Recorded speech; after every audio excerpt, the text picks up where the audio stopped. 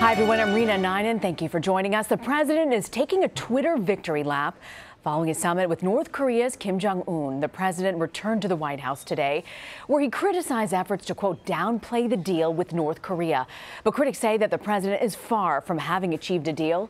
Instead, they say he's simply at the start of a fragile process with a country who has broken agreements time and time again. In a series of tweets today, President Trump claimed, quote, there is no longer a nuclear threat from North Korea. He also suggested North Korea was no longer a dangerous problem and that so-called war games with South Korea would not be necessary if both sides were negotiating in good faith, which he claims they are. Secretary of State Mike Pompeo clarified that point even further today in Seoul. He said military exercises with the South would resume if the North does not hold up their end of the bargain. Pompeo also dismissed the fact that the word verifiable was not in the denuclearization agreement the president signed. He told reporters that the document doesn't reflect everything that was discussed in the summit. I want to bring in Anita Kumar, who's a White House correspondent for McClatchy. Okay, so Anita, Secretary of State Mike Pompeo said that he wants the North to take major steps to denuclearize within the next 2 years. Do we know if the White House thinks they'll be able to provide some sort of sanctions relief within that time frame? Yeah, I mean, the president has said that he wouldn't do that, any sanctions relief, until he sees some sign that they are acting. Now, he seems pretty confident, as you saw on Twitter and you saw in that wide-ranging press conference he had in Singapore, that he feels confident that they will start to act. And so he thinks that they can ease the sanctions. But, you know, we haven't seen either. We have not seen North Korea say that yet.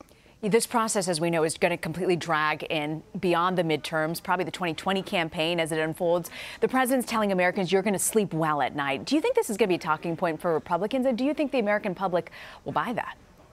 Yeah, I mean, I do think that the president will continue to talk about it. He feels very good about what happened. The White House has been putting out statements and different reporting that's been done on the summit. So they feel good about it. When the president hits the campaign trail, you know, later this year for the midterms and for his reelection, you can bet that he's going to talk about it. So I think it will be an issue just because he continues to talk about it. Now, you've seen people on Capitol Hill, you know, some Republicans and Democrats, obviously Democrats, saying that this is a long road and we just don't know what's going to happen.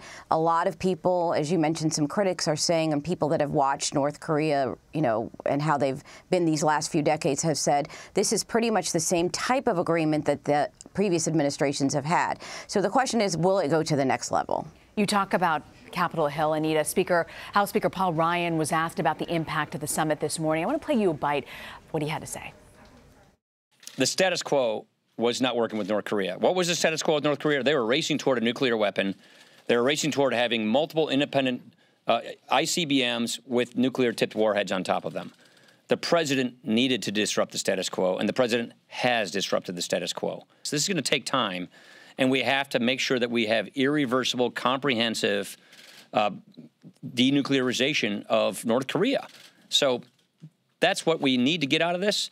I'm pleased the president has gotten us to the position we're in. Time will tell how this ends. So Ryan remains cautiously optimistic, while there are other lawmakers who say that any deal has got to be approved by Congress. But do you see the president going down that route? You know, it's interesting in his comments, I think they were to Fox News, he said, when asked about Congress, he said, yes, I want Congress to look at this. So we'll see what that means. You know, different presidents have said different things about wanting Congress to approve deals, wanting them to have weigh in. President Obama had said that about different things as well. And then when it comes right down to it, it depends, you know, sort of what they're asking Congress to do. Speaking of Congress, incumbent Republican Mark Sanford lost his primary race in South Carolina. He had been very critical of President Trump, leading Mr. Trump to actually endorse his challenger. What does Sanford's loss say about the president's influence? Can you read anything into that with the Republican congressional races and the future of the party, Anita? Right. I mean, these midterms really are going to be a lot about President Trump, especially in certain districts.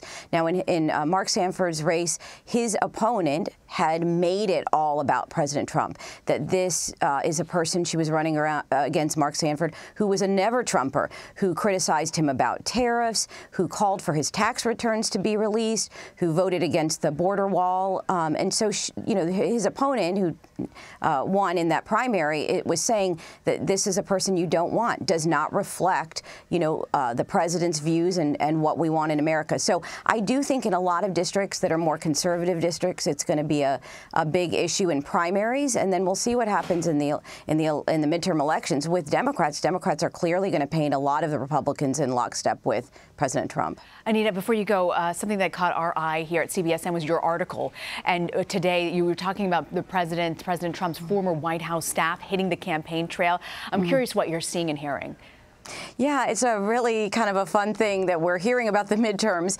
And we had noticed at McClatchy just a lot of former staffers, Sean Spicer, Michael Flynn, who's been in the news, obviously, for pleading guilty to lying, Sebastian Gorka, a lot of different former staffers, people you knew from the White House that kind of had a little bit of, you know, made a little bit of, got a little famous for different things, are hitting the campaign trail. There are Republicans that are looking to campaign with them. They want them to endorse them, and they want them especially to help them raise money. Now, they're popular during these months of primaries, and we'll see what will happen later on during the general contest. Anita Kumar, thank you for joining us, Anita. Sure, thank you.